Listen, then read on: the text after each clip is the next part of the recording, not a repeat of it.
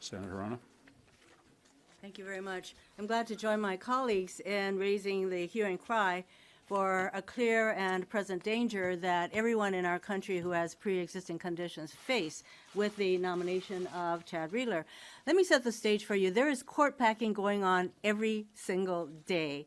And every Judiciary Committee hearing, this is a committee I sit on, we have many nominees, nominee after nominee, pretty much handpicked by the Federalist Society and the Heritage Foundation, for nominees who will not set aside their ideological perspectives with their lifetime appointments to the judiciary. And of course, this starts with two Supreme Court justices, Gorsuch and Kavanaugh.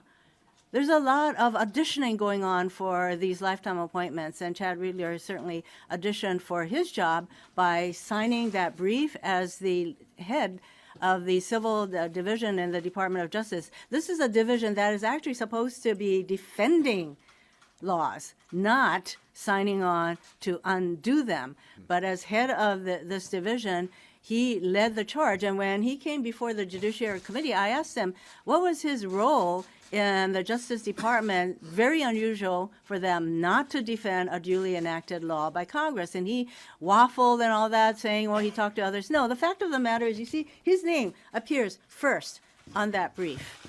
And you heard that that position was so unusual and outrageous that 3 other lawyers in the Department of Justice refused to even sign on to the brief. So court stacking is proceeding apace.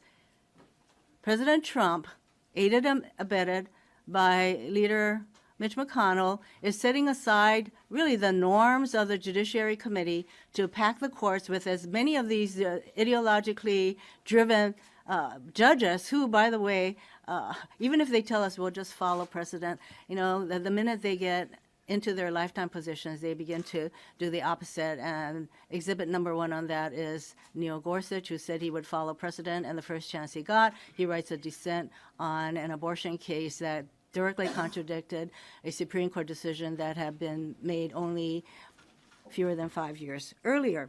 So fully 1/10 of the judiciary will be Trump-appointed, ideologically driven judges, and more to come. We know that health care is important to everyone in this country. It's the #1 concern that people have, regardless of what political stripe you are.